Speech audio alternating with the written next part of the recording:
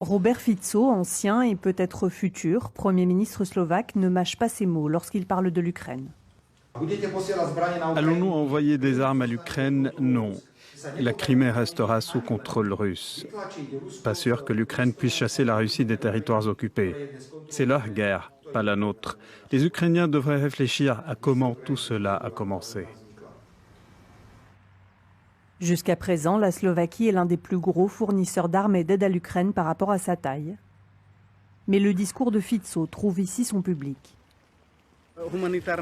Bien sûr, il doit y avoir de l'aide humanitaire. Mais nous devrions avant tout résoudre les problèmes que nous avons aujourd'hui en Slovaquie. Et après seulement, nous concentrer sur les affaires étrangères. Hors caméra, certains sont même très hostiles envers les Ukrainiens. Aucun camp n'est gagnant en Ukraine. Ils abusent le monde entier. Je ne leur donnerai pas une munition. Pas une seule.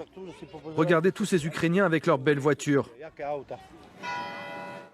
Selon les sondages, seuls 40% des Slovaques tiennent la Russie pour responsable de la guerre. Un média d'actualité indépendant organise des conférences sur le sujet à travers le pays. Avec le Monténégro, nous avons le soutien à l'OTAN le plus bas de tous les pays membres, même s'il a un peu augmenté récemment. L'autre question est de savoir si nous devons fournir de l'aide militaire, et la majorité dit que non. Une faible majorité, 51%. C'est déjà beaucoup, mais je pense que la question est mal posée. L'ambassadeur de la Slovaquie à l'OTAN est très inquiet. Nous pourrions nous retrouver dans un groupe de pays comme la Russie, l'Iran, la Chine, la Corée du Nord et la Hongrie.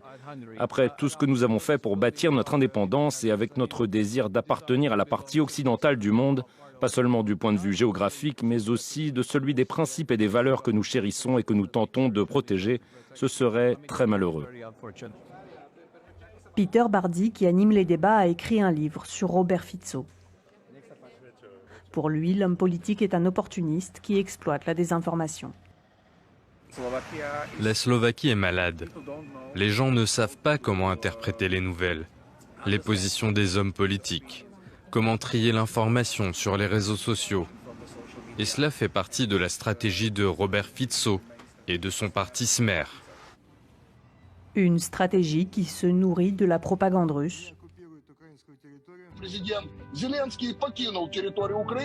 Pour la contrer, la police slovaque a mené une campagne conjointe avec les forces de l'ordre ukrainiennes. Le but, sensibiliser l'opinion publique slovaque à la guerre de désinformation menée par la Russie.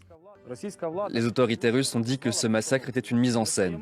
Nous nous battons pour notre liberté et pour la vôtre. Nous remercions le peuple slovaque pour son aide et nous vous appelons à ne pas croire au détritus informationnel de la propagande russe. Ne laissez pas les intox ruiner votre pays. Les fakes ne peuvent pas me tromper. Mais en Slovaquie, les mythes russes imprègnent la société.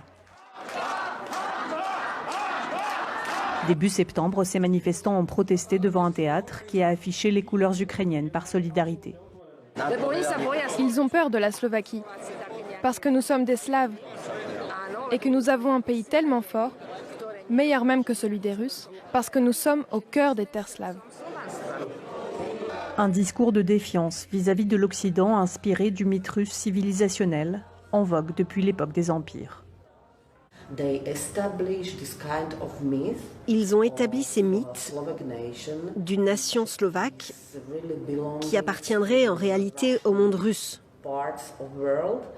et qui dit que nous aurions soi-disant besoin de la protection du grand frère russe.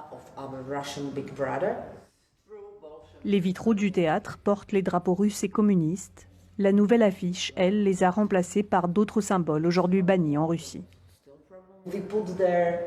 Nous avons représenté le drapeau LGBT et le drapeau ukrainien, celui de notre voisin, attaqué par un autre pays.